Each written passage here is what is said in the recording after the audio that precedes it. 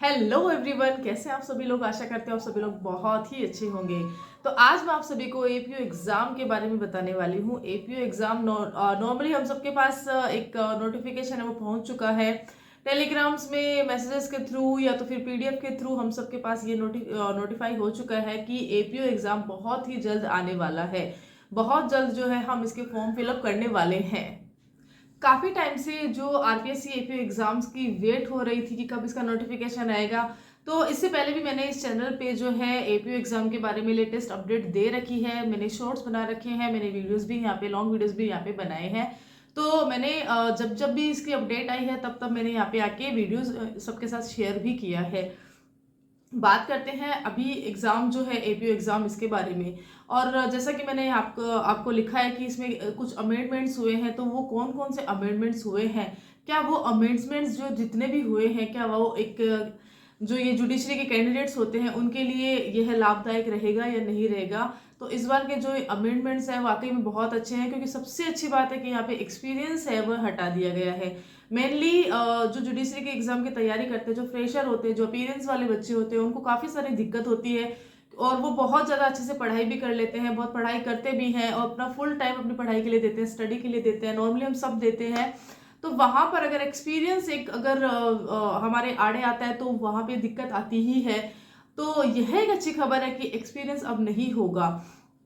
Mainly बाकी सारे judiciary's में एक्सपीरियंस मांग रहे हैं, मांगते भी हैं। इवन एपीयू एग्जाम जो था इसमें भी एक्सपीरियंस मांगा जा रहा था, लेकिन अभी यहाँ पे बंद किया है एक्सपीरियंस भी, क्योंकि इसलिए होता है क्योंकि यहाँ पे ट्रेनिंग एक साल की जैसे जजेस के लिए होती है वैसे ही ट्रेनिंग यहाँ पे नहीं होती है। एपीयू एग्जाम अगर आपका डायरेक्ट रिक्रूट में आपका नंबर आता है तो आपको केसेस आ जाते हैं सीधे ही। तो इसके लिए क्योंकि एक जो अगर आप पढ़ाई करते हैं, आप एक स्टूडेंट हैं, और जब आप कोर्ट में काम करते हैं, प्रैक्टिकल फील्ड में अगर आप काम करते हैं, तो दोनों ही चीज़ें अलग है। एज एन एडवोकेट मैं ये चीज़ शेयर कर सकती हूँ, मैं अपना एक्सपीरियंस शेयर कर सकती हूँ कि जब मैं पढ़ाई करती हूँ तब मेरा जो सिलेबस होता है वहाँ तक ही ध्यान रहता है, लेकिन जब आप प्रैक्टिकल फील्ड में आते हो वहाँ पर आपको बहुत सारी चीज़ों को हैंडल करना होता है। तो यह एक्सपीरियंस तब आता है जब आपके पास एक्सपीरियंस होता है। तो खैर अगर हट गया है तो बहुत अच्छी बात है, क्योंकि एक्सपीरियंस हम आज करेंगे कल करेंगे।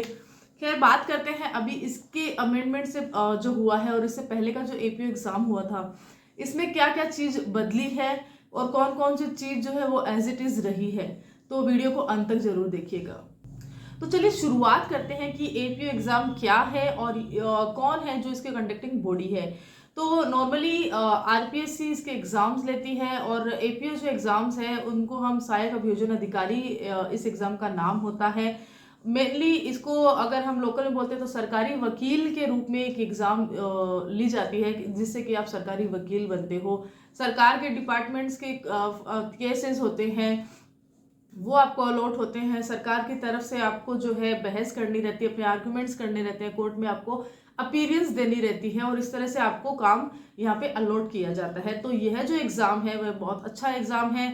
स्पेशली एडवोकेट जो अपनी फील्ड में जो एडवोकेट बनना चाहते हैं, जिनको ऐसा है कि उनको वकील के रूप में काम करना है, उनके लिए प्रैक्टिकल फील्ड में जिनको काम करना है, जिनका इंटरेस्ट है, वो एपीयू एग्जाम को जरूर दे, क्योंकि बहुत अच्छी एग्जाम है और नॉर्मली जल्दी से ये आती भी नहीं है। लास्ट एग्जाम करीब 6-7 साल पहले ही आई थी, और उसके बाद में अभी 2024 में यह एग्जाम जो है हम सबके सामने है। एक और पॉइंट यहाँ पे डिस्कस कर लेते हैं कि जो राजस्थान एपीयू एग्जाम होती है, यहाँ पर जो सिविल के क्वेश्चंस होते हैं, सिविल सिलेबस के जो क्वेश्चन होते हैं वह नहीं पूछे जाएंगे। सिर्फ आपसे क्रिमिनल लॉज के पेपर में सिर्फ क्रिमिनल को ही आपको दिखाया जाएगा, सिर्फ क्रिमिनल के क्वेश्चंस ही आपको जो है पूछे जाएंगे। मेनली आरजेएस में जो क्रिमिनल लॉज है वह इसमें पूरे ही रहते हैं, सेम ही रहता है, सिर्फ जो सिविल का पैटर्न है वह चेंज रहता है।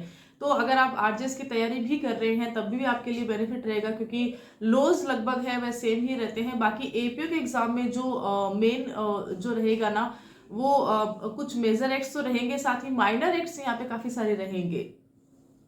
अगर बात करते हैं इसके एग्जाम पैटर्न की, तो सबसे इंपॉर्टेंट क्या रहेगा, सबसे इंपॉर्टेंट रहेगा कि आपको आईपीसी, सीआरपीसी और इंडियन एविडेंस एक्ट, इन तीनों जो मेजर एक्ट्स हैं इन पे कमांड कर लेनी है, क्योंकि ये जो तीनों एक्ट्स रहेंगे ना, इनके करीब 150-200 क्वेश्चंस मार्क्स आपको यहाँ पे मिल ही जाएंगे। इसके अलावा जो है माइनर एक्ट्स रहेंगे, तो ये जो तीनों मेजर एक्ट्स है, अगर आप इसको अच्छे से याद कर लेते हैं, अच्छे से लर्न कर लेते हैं, तो न सिर्फ एपीओ आप निकाल सकते हैं बल्कि आपकी आरजेएस के लिए भी एक अच्छी तैयारी यहाँ पे हो जाएगी।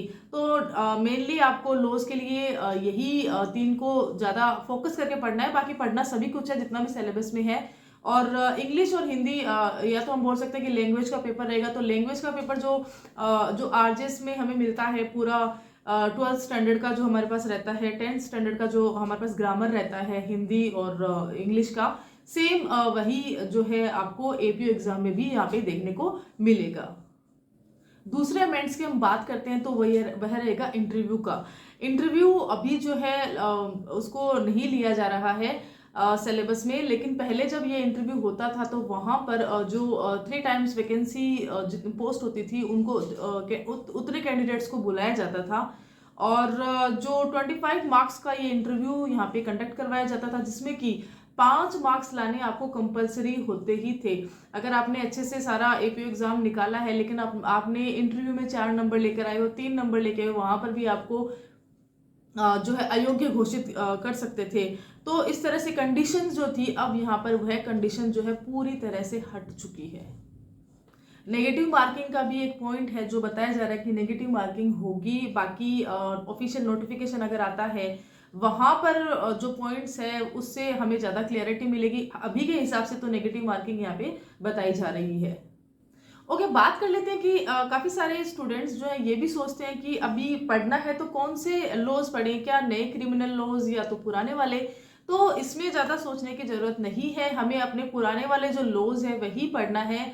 अभी उन्हीं की ही पढ़ाई हमें कंटिन्यू करनी है, क्योंकि किसी भी तरह से ये चीज़ लागू अभी तक नहीं हुई है। जुडिशरी की नोटिफिकेशन आ रहे हैं, कितनी सारी जुडिशरी के एग्जाम डेट भी आ चुकी है और सारी जुडिशरी की जो सिलेबस है वहाँ पर नए एक्ट को लागू नहीं किया है, नए एक्ट के बारे में नहीं बताया गया है।